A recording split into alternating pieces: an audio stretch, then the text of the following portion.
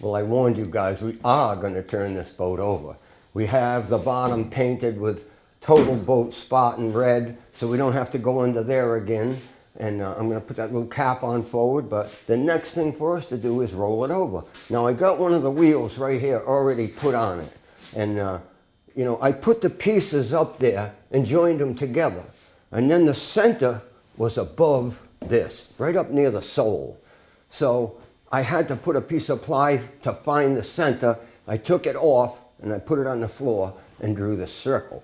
Now, it's not 2 layers everywhere. It's close. I've got to add a few pieces on this side, and we'll show you on this wheel. We're getting there on this wheel. I've put it up there, and I've gone ahead and joined the pieces together, but I haven't cut the circle yet. So we're going to cut the circle, we're going to reapply it and stick it together, and we've got pieces all picked out to put the second layer on it, because I want 2 layers of plywood on there all the way around, because we're going to roll the boat right over in place. Now, I've been watching on videos, and they roll these boats over every imaginable way. You know, you can use a gantry, but it wouldn't work well in here unless you drilled holes in the floor or something up there. Hey, I like the wheels, and I'm going to roll it over right in place. It's going to have trailer rollers under the wheels. So when I roll it, it won't go across the floor. It'll just roll right in place. And I'm going to have lines going up to the ceiling so I can pay the lines out as the thing rolls. Pretty interesting, I think. I can't wait to do it. So, you know, I'm really actually happy about it because I don't do these things every day, but this is going to be fun. Now, let's go in the other room and look at the other wheel that we're building right now. Now, I'm going to try to do as much work as I can do right here on the floor. And it's pretty simple. What I'm doing right now is coordinating the pieces for the layer under this layer by drawing them on this side. Now I'm going to put them on the other side. I might fit them a little bit, but those black lines on my side are going to make it so that I understand where to put the screws, you know, without having to lean over and do all these different things. I see the edge of the ply from the other side. I've copied it on this side already. So that makes it kind of easy. And I get to carry it up there in pieces instead of one big piece. Now I'm taking a little nib off the end of this one piece so that the next piece would fit up nice and tight. It doesn't have to be a perfect fit. They all compress against each other when you're rolling it. Well, you've seen our first wheel on the boat, and I've got a few more pieces to put on it.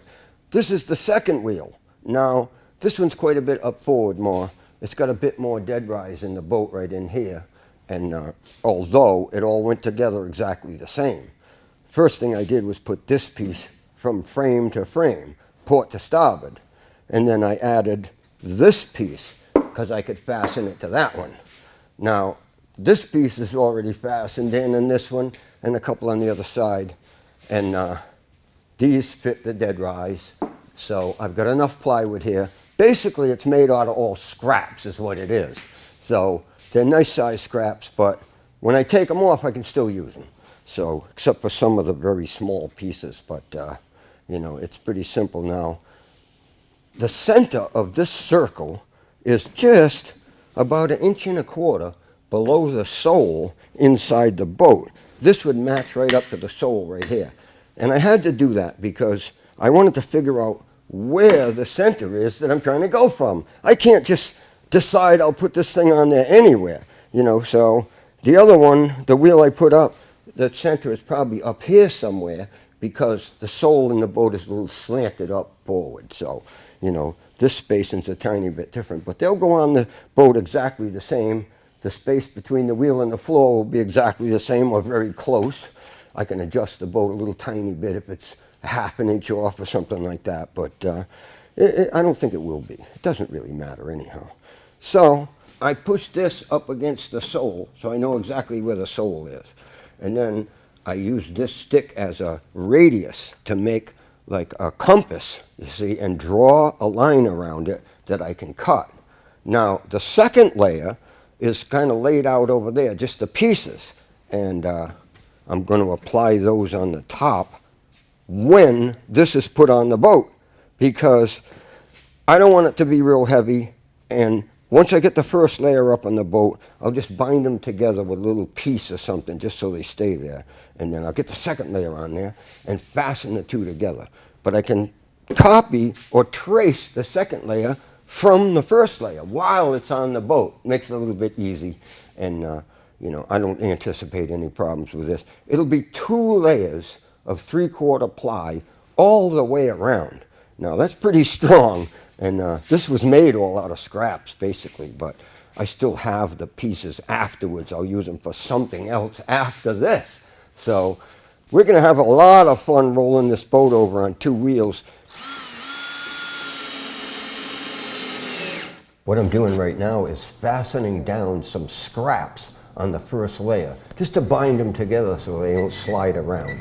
And basically, they're going to be on there until I put the next layer on the other side up on the boat.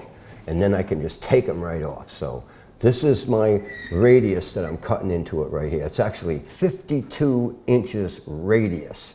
So this thing is 104 inches across the whole wheel. And you can see that I'm trying to get past that little block right now, so I've driven the nail in there a little bit further so it reaches down past that stuff without taking it off. So now I'm lining the 2 pieces up exactly the way I want them with that reference line, and I'm fastening a scrap right down to both sides. So the pieces can't shuffle anymore, nor can they like fall apart when I'm trying to move it or set it up. The next layer is on the other side, and once I put that on, I'll just take these off and the wheel will at least look presentable. We might even paint them because they look really nice then.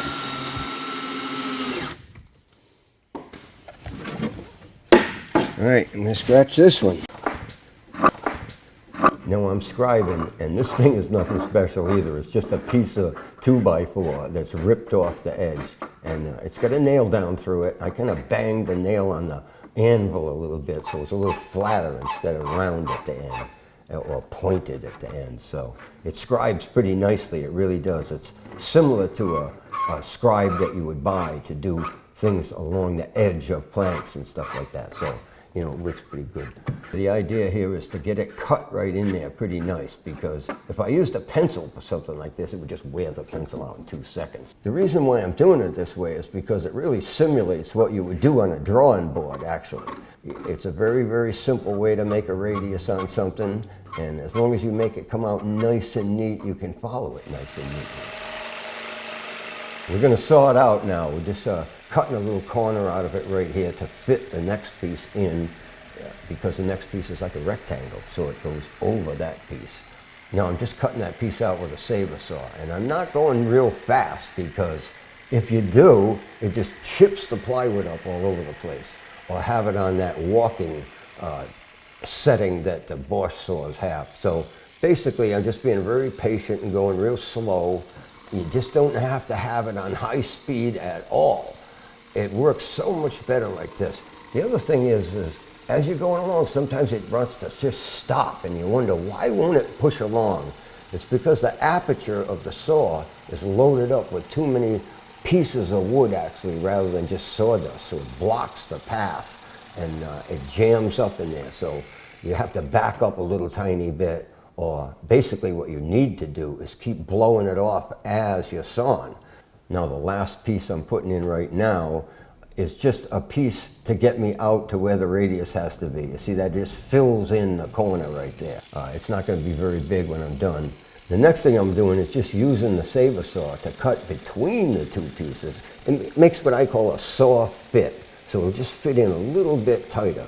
And the whole idea is to be able to get it to compress against the other pieces, you know, when you roll it over. So basically every piece that you see, whether it's a little piece or whatever, the next side spans all of that. So none of the gaps or none of the seams are in the same spot. Now you can just see it ripping the top of that piece of plywood up, because that's a different type of plywood that I was using on the rest of it. Now the next thing I want to talk about is following this line. Now you have to stay on that line, and you can't do it if it's piled up with sawdust. So you have to keep blowing at it, and you keep going along, but you try not to drift at all, especially to the right, because when you start trying to compensate for it back to the left, you get to the line, but the bottom of the blade's bent over, so it's nowhere near what it's trying to do, cut 90 degrees. So, you stay on the line if at all possible. If you cut into the line a little bit, it's probably no big deal, but you don't saw away from it. If you do, then you have to fit it. Now you have to back up, and you have to like scrub at it with the saw blade a little bit till you get back to the line, and there's no fun doing that. So you just make sure you cut it out nice and accurately. The other thing you don't do when you're doing this kind of stuff is bang into the blocking with your saw blade, because it'll crumble your saw blade, wrinkle it right up. Another reason why I want to cut this thing right on the line real accurate is because I don't want it to be lumpy. If it's lumpy, I'm going to trace off of it, and I'm going to have lumps on the second layer. And the other thing is, I could surface them a little bit with a sander once I put them together. We'll see if I'm going to do that. And the other thing is that I don't want to amplify the lumpiness from the first one onto the next one. So you just want to make sure that you do as accurate a job as you can. It's still just a saw cut. That's all it is. There's no fitting with planes or any of that stuff. A wheelwright would just laugh his brains out at this, but it serves the purpose for me. Well, I can't say that I came up with this idea of building a wheel around boats. I've seen it done many times. I've never seen anybody roll one right in place. They kind of let it roll across the floor a little bit, and then they have to drag it back and then roll it a little bit more. Well, that's a little complicated, though. I've come up with this system here. It's going to roll on trailer rollers. I love it when things come out the way I plan it, and I don't see any flaws in this system. The other thing I want to tell you for sure is that when you stop or you want to remove this saw, you do not pull it up out of the cut, because if you do, the end of the saw blade will bang on what you're doing, it'll bend the blade right up. So what you do is you stop the saw from running, and then you can remove it. Well, it's coming along pretty nicely, and I'm getting right to the bottom of the cut here, which will actually be when I roll it 180 degrees, that'll be on the top.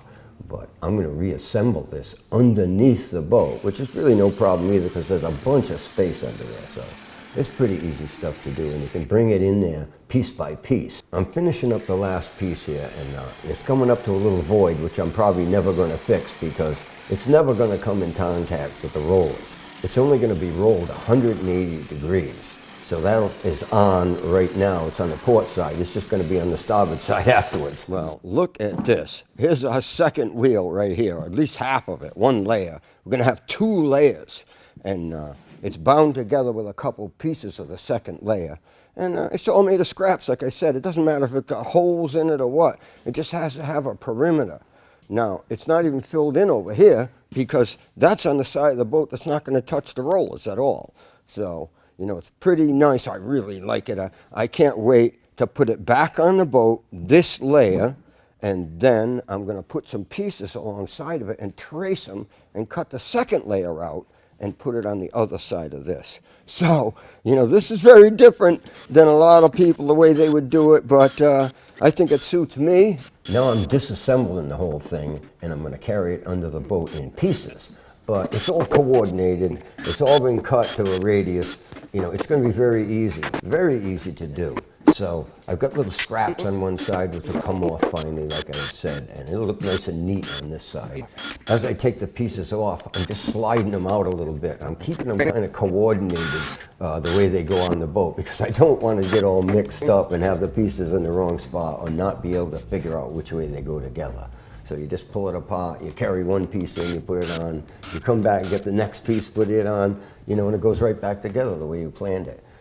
The other thing is about this is that you notice I've got spaces going between the plywood and the hull. Now that's really important to me, because if I didn't have that space and I wanted to adjust that wheel on the shape of the hull, if I wanted to move it aft, it would just pinch up against the hull and it wouldn't move. So I put a little spacer there. If I want to move that whole thing aft, I take the spacer out and it'll move aft. If I want to move it forward and chalk it up right there really nice, I have a space and I can put a little bit bigger wedge in it. So the idea is it makes it stay together, but it's still mobile until I decide how I want it. It has to be very parallel to the after wheel. So as I roll it around, you know, the wheels aren't in different relationship to each other or in different widths apart, because that won't work for me at all. It has to be guided nice and straight. The secret to that is put the wheels on right.